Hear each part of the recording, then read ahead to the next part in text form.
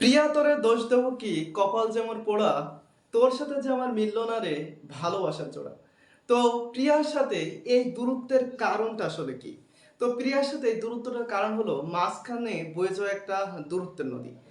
এখন যদি প্রিয়ার সাথে আসলে মিলতে হয় তাহলে কি করতে হবে? তাহলে মাঝখানে বয়ে যাওয়া এই দূরত্ব নদীর উপরে একটা ভালোবাসার ব্রিজ কিন্তু আসলে দিতে হবে, যা কিন্তু আসলে দুইটা মনকে আসলে যুক্ত করবে।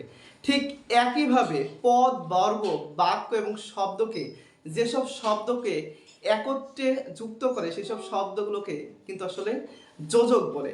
উদাহরণস্বরূপ যদি আমি বলি যে লাইলি আর মজনু, এই দুইজন ব্যক্তি, লাইলি ও মজনু কিন্তু একসাথে আসলে ছাগল রাখে।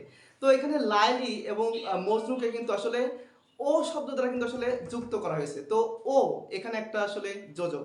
তো আজকে আমরা পড়বো আমাদের পাঠ্য বইয়ে যে যোজক পরিচ্ছেদটি আছে, সেই পরিচ্ছেদটি।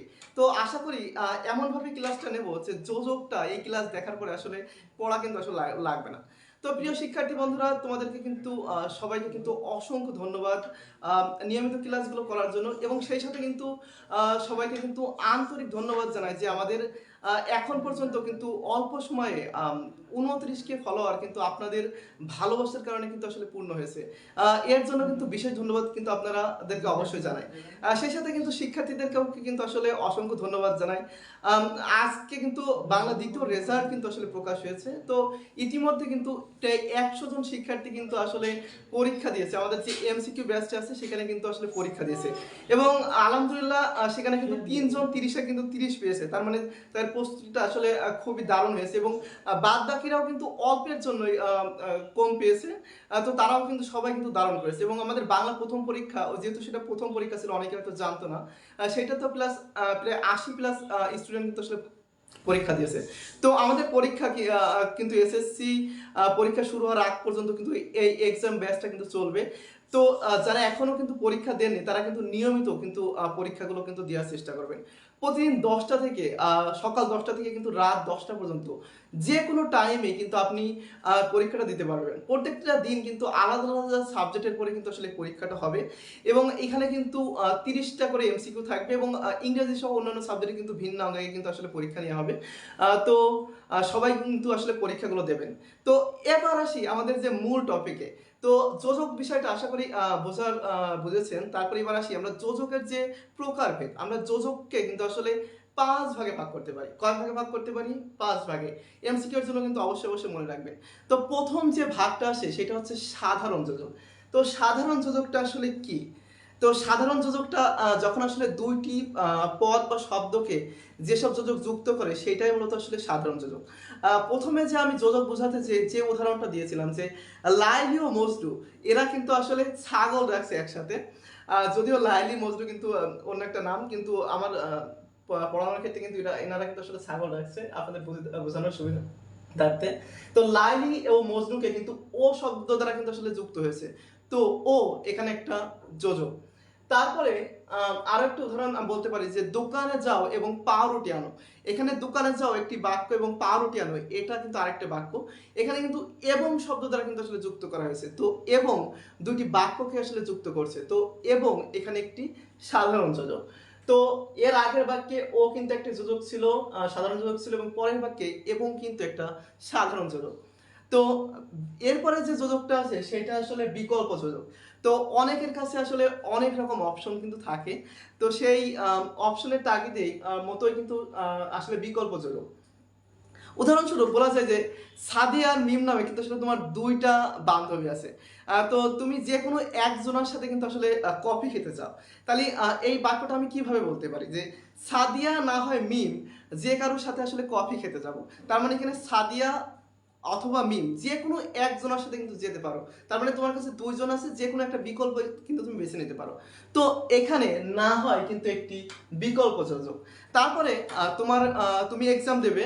তো তোমার কাছে দুইটি কলম আছে, লাল বা তারপরে লাল বা কালো, যে কোনো একটা কলম নিয়ে কিন্তু আসলে তুমি পরীক্ষা কিন্তু আসলে দিতে পারো। তার মানে কি তোমার হাতে কিন্তু একটা অপশন আছে, অর্থাৎ বিকল্প আছে। আর যখনই আসলে বিকল্প নির্দেশ করবে যেসব যোজক দ্বারা, সেইগুলোই মূলত আসলে বিকল্প যোজক। উদাহরণস্বরূপ এর আগের বাক্যে সাদিয়ার মিমের ক্ষেত্রে কিন্তু না হয় বিকল্প নির্দেশ করছিল, পরের বাক্যে লাল বা কালো, এখানে বা কিন্তু আসলে বিকল্প নির্দেশ করছিল। এরপরে আসি আমাদের বিরোধ যোজক। এটি কিন্তু দুটি বাক্যের মধ্যে কিন্তু আসলে সংযোগ কিন্তু আসলে ঘটায়, এবং সংযোগ ঘটালেও কিন্তু কিছু মানুষ আসলে মিলিয়ে দেওয়ার পরে আবার কিন্তু একটু ঝামেলা কিন্তু আসলে করে। এই বিরোধ যোজকটা আসলে তেমন, এটা কিন্তু দুটি বাক্যের ভিতরে সংযোগ ঘটায় কিন্তু প্রথম অংশের সাথে কিন্তু আসলে বিরোধ তৈরি করে দেয়। তো এই ধরনের বাক্য যে এত পড়লাম কিন্তু ফেল, তো আমরা এত পড়ার পরেও কিন্তু অনেকে কিন্তু আসলে ফেল করে যায়। এর কারণটা হচ্ছে যে সঠিকভাবে না পড়া। তো সঠিকভাবে গাইডলাইনটা কিন্তু আসলে খুবই জরুরি। তো সঠিক নিয়ম এবং সঠিক রুটিন মিলে যদি আপনি পড়েন তাহলে কিন্তু অবশ্যই কিন্তু ভালো ফলাফল কিন্তু আসলে হবে।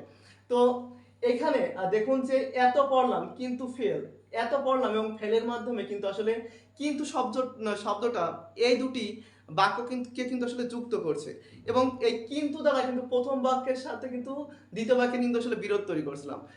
এত পড়লাম তার মানে কি আমার নিশ্চয়ই ভালো একটা রেজাল্ট করার কথা, এ প্লাস পাওয়ার কথা, গোল্ডেন পাওয়ার কথা, কিন্তু অবশ্যই দেখা গেল কি আসলে সে আসলে ফেল করেছে।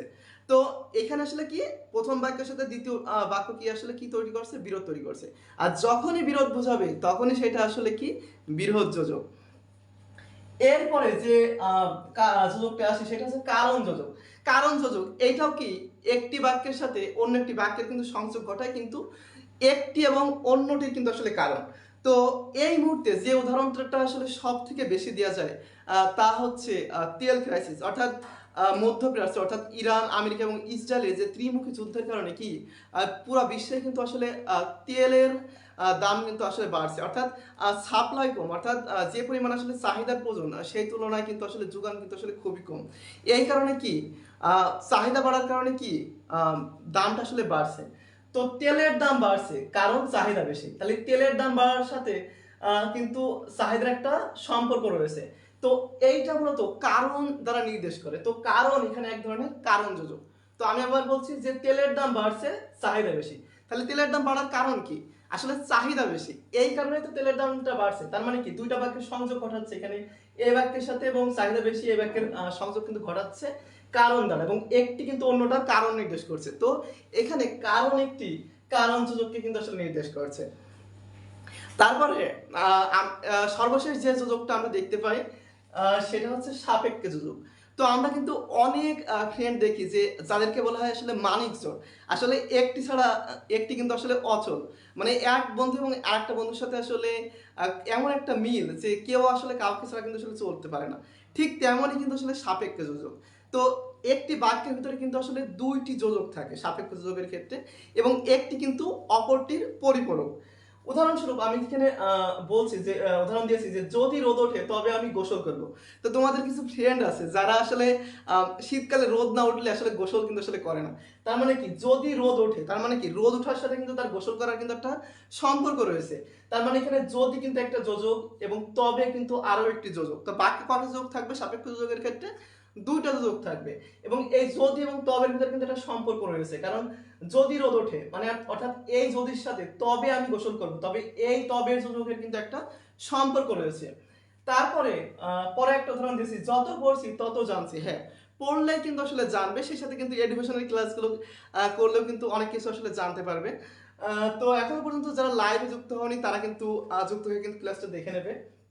তো যত পড়ছি, তো এখানে যত পড়ছি এই যোজকটার সাথে তত জানছি, এখানে ততর কিন্তু একটা সম্পর্ক আছে, অর্থাৎ এই পড়ার সাথে এই জানার কিন্তু আসলে সম্পর্ক আছে, যা কিন্তু যত এবং তত এই দুটি যোজক দ্বারা কিন্তু আসলে নির্দেশ করছে।